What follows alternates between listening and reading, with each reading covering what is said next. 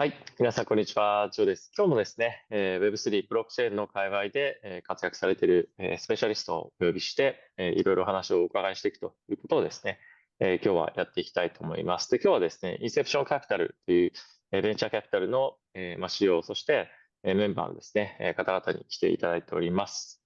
英語でやっていきたいと思いますが、一応、サーブタイトルとして、皆さん出てますので、ぜひそちらを、見ていただければと思います。Okay, David and Hiro, very nice. Thank you for coming to my show.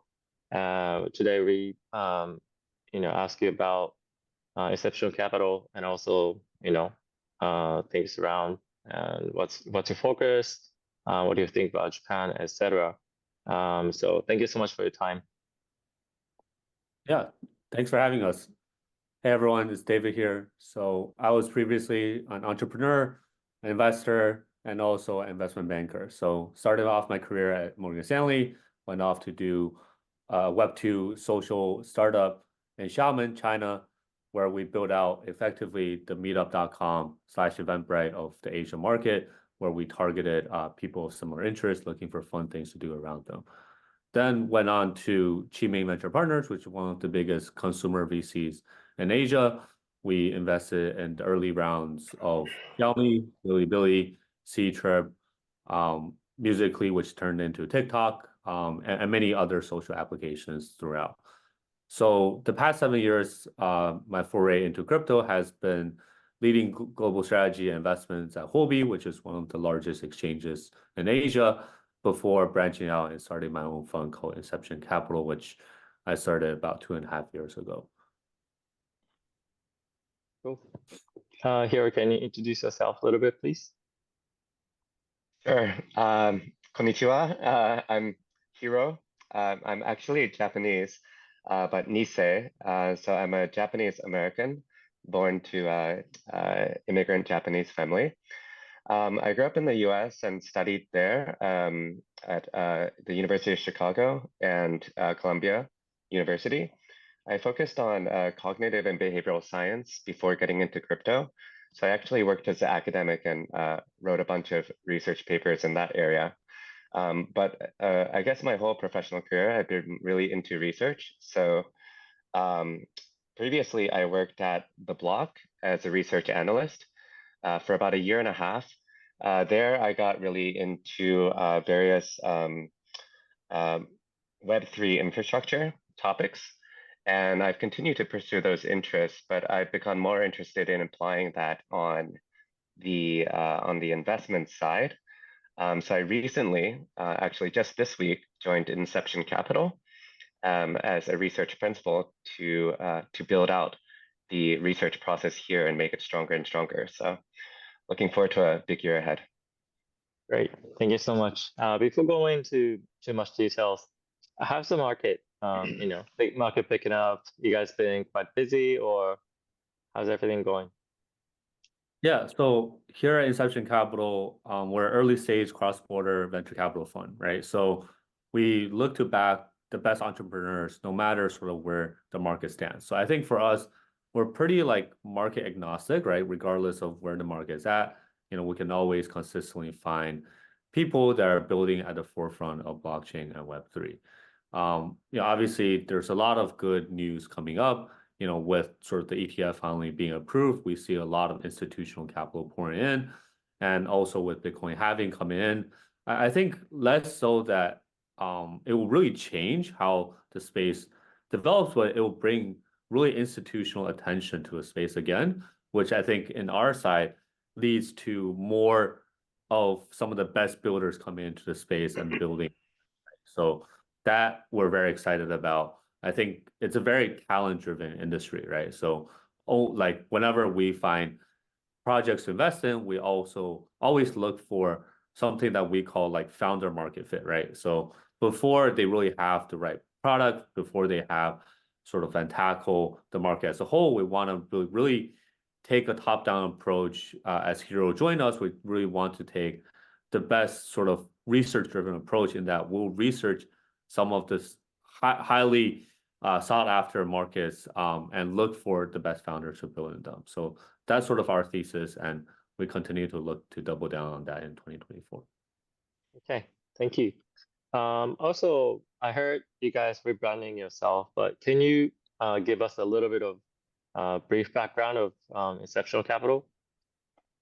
Yeah, so I used to be a pro gamer, so the name OP comes from a gaming side of things. And I think that the group has really grew tremendously since I started it, 2.5 years ago when it was just myself.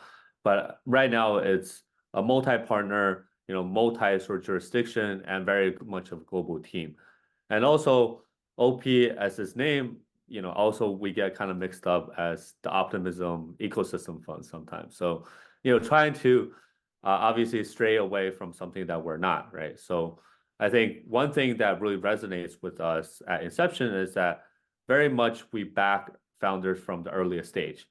And the slogan that we have in short is Inception to Impact, erasing borders and seeding visionaries. So with that said, it's really giving us a more institutional look, but at the same time, having a brand that each and every one of us can really resonate with and really take this to a much bigger global scale. I see. And then for the past 2.5 years, it was mostly bear market. But how was the journey so far? Yeah, so I think some of the best investments have been done in the bear market as a whole, at least for venture capitalists, right? So I believe that, we want to find people that are long-term thinkers and people that are there to really push and pioneer the space forward. So very much so, we've been very diligent in our investment process. We've backed around 30 projects thus far. Some of our early winners are the likes of Scroll, Celestia, Avalanche, Mirror Circle, Aurora, et cetera. And all of these we've really backed at its inception, right? And each of these founders, they were looking to build something that is a multi-year process. And we were lucky to be there with them in the very beginning.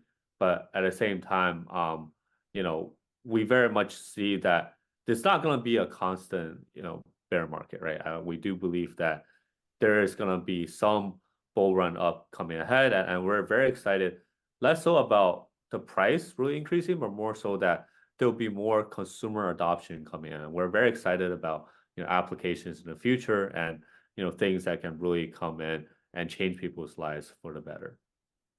I see. And I saw some news in addition to rebranding. I guess I'm talking about the fundraising also. Can you a little bit of give us a little bit of background around that? Yeah, definitely. So in addition to our venture fund that we've closed in 2021, we've recently closed our new vintage of a new vehicle, which is our fund of fund that we closed earlier this month. So we raised $30 million to back some of the best emerging venture capitalists, much like us, right? So we believe that this is really the era and the perfect calendar year to really double down on venture investments. Some of the best entrepreneurs are coming in. Right now, the space is becoming much more institutional and mature, which is ripe for adoption. So we really want to double down on emerging investment managers that are specialized in certain fields, right? So we've backed a fund that focuses on Deepen.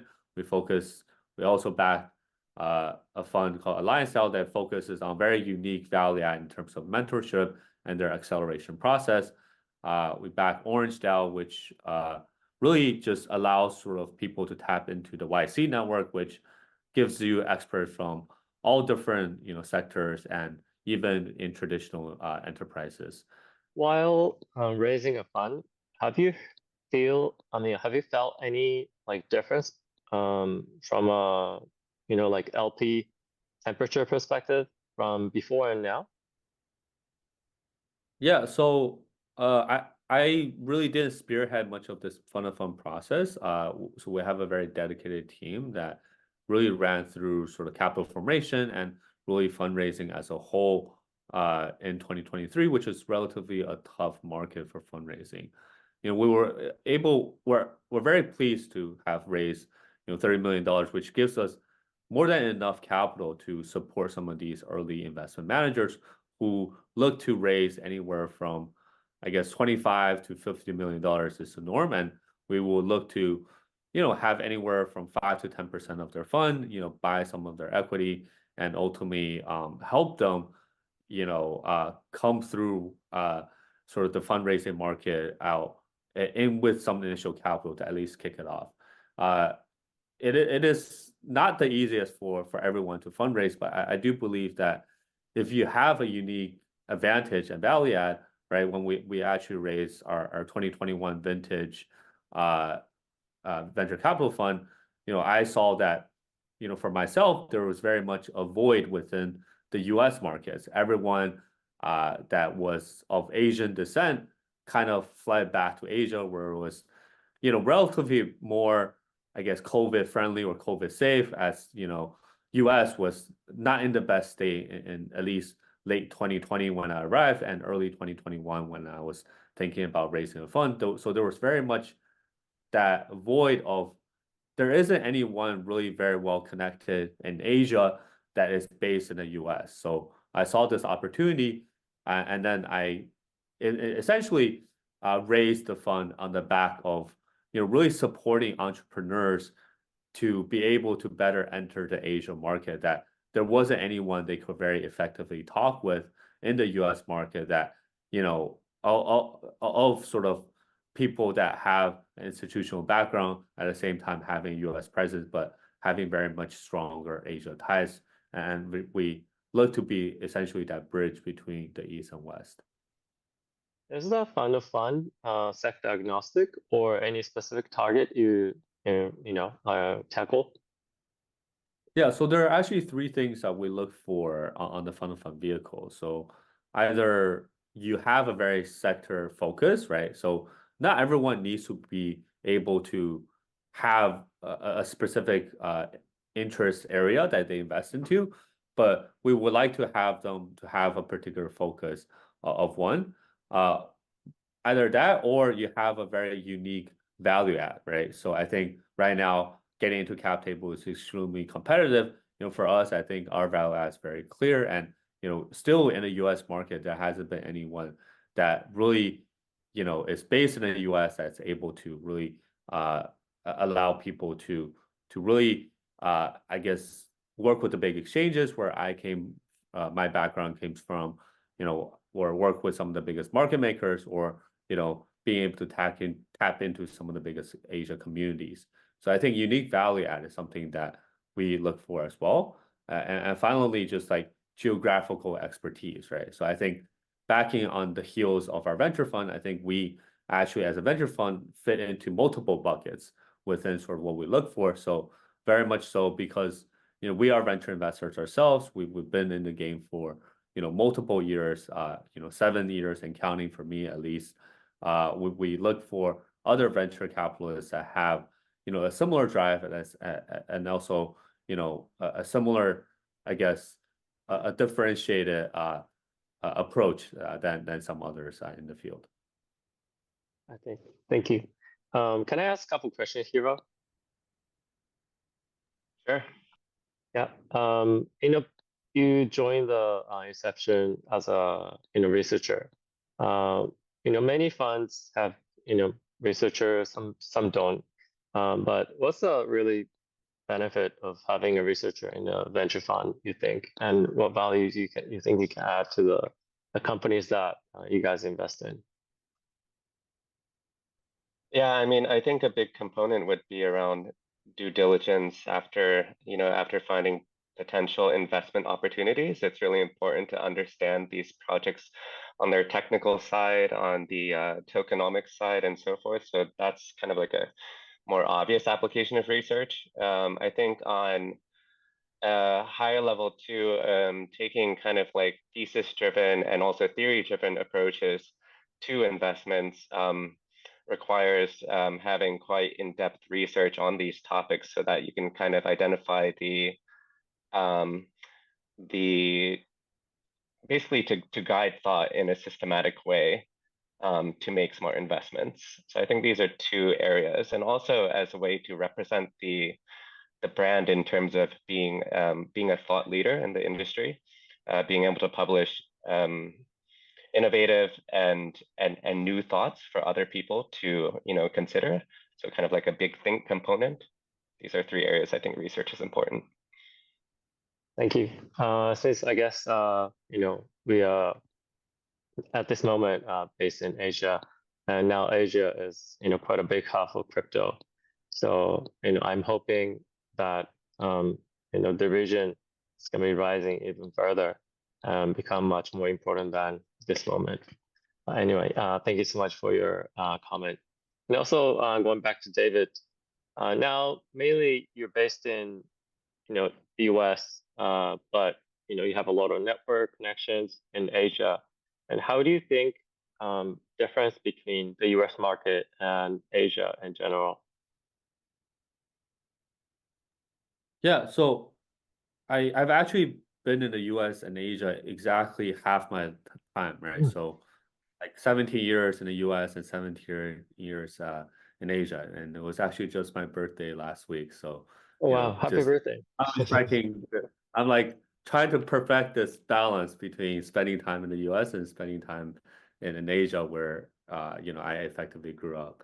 So yeah, I think from just an investing standpoint, the US, everyone looks to the US in terms of like regulations, right? I think it's very important for us to have proper regulations to any sector, especially the crypto industry, right? So I think everyone looks to regulators as something that is very frowned upon and very sort of antithesis to crypto as a whole. But I think for the industry to really grow and have a lot of mass adoption, it needs to have institutional adoption. I think that's something that I keep prying in on. And I think that's where a lot of something that the US is really spearheads, really the direction of how the regulatory environment will go, how the institutions will act, and ultimately how one of the more mature markets for these more infrastructure type of ecosystem will develop over time. I think I very much look to Asia for consumer adoption, right? So some of the biggest consumer use cases, I think, will come from Asia. Some of the best, I guess, retail focus, whether it's trading, whether it's anything related to people looking to invest in the market. And it still has a big sum of the mining capacity as well. So I think that's where at least the whole Bitcoin ecosystem and the rise of BRC20, a lot of that, I think, has been totally missed by the US as a whole, because that's really fueled by miners and people within sort of the POW ecosystem. So I think there's still a big divide with, what are some of the trends, some of the best user practices, and also investment opportunities. And that's why I think as a global team, being able to have teams on both ends, we're able to capture some of the best opportunities throughout, the Asia and the US. I see. Thank you. And now the audience and I are from Japan, and also Hiro has a background of Japan. I was wondering how you see Japan as a, like a crypto maybe target country, or any sort of angles that you see Japan.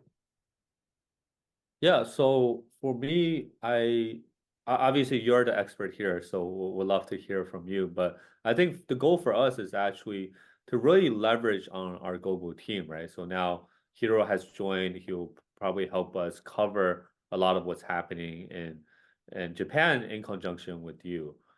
We have other team members that are obviously of different descents that can cover other Asia jurisdictions, but especially for Japan, I do believe it is a very fast-growing industry for crypto consumer adoption, right? Some of our latest consumer investments, whether it's Sleepagochi, which has one of the fastest Web3 apps that has primarily most of its users from Japan. I think that signifies that there is a big consumer use case, and also people in Japan are very much excited about crypto and its use cases down the road. We also have a couple other projects like Sofamon and Yodayo, which also has a lot of user base in Japan. So we very much believe that Japan is a market that we really want some of our investments to tap into. And really, I think a lot of that is really working with the best partners, just like yourself, to be able to best find the best direction within the market and, be able to reach out to the market as a whole and really tap into the really intricacies of the market. Okay, so Hiro, I have another question. So also from you, what are you expecting from Japan, I think this year or in general?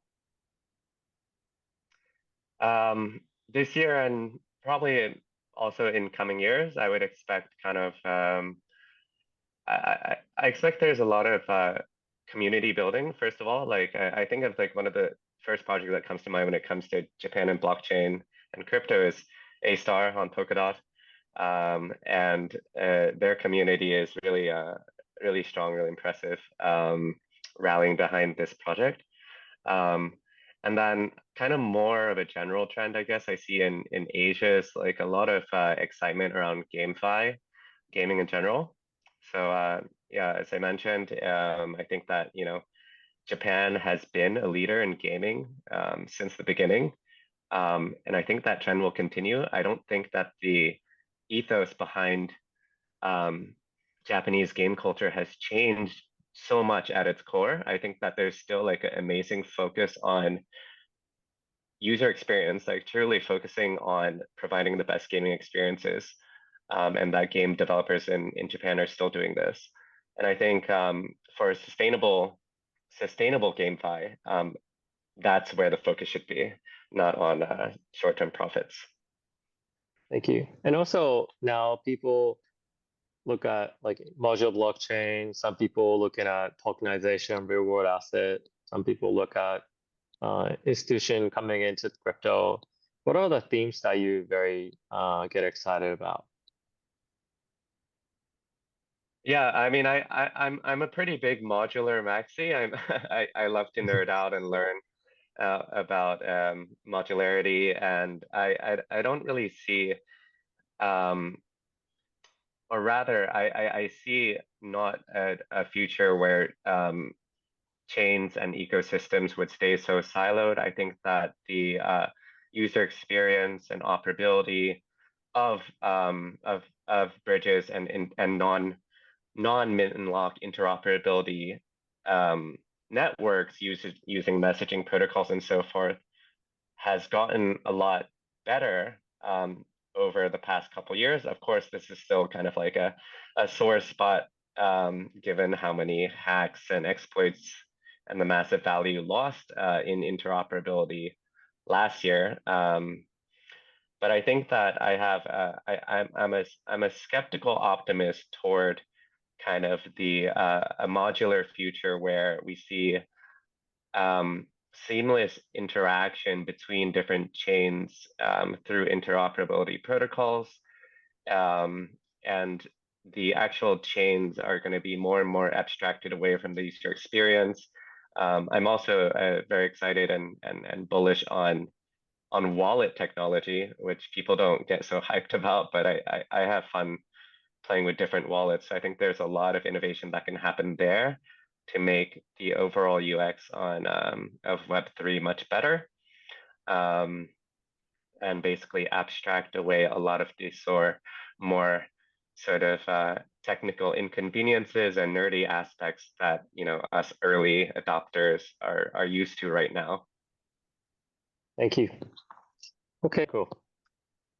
はい、ということで、デイビッドさん、ヒロさん、ありがとうございました。皆さんもですね、こういった、ベンチャーキャピタルの、最前線で活躍されている方々の、コメントだったりとか意見というもの非常に参考になるんじゃないかなと思うので、今後もシリーズとして、ぜひやっていきたいなと思っています。はい。Okay, so thank you, David and Hiro. Thank you for coming. So now it's a wrap.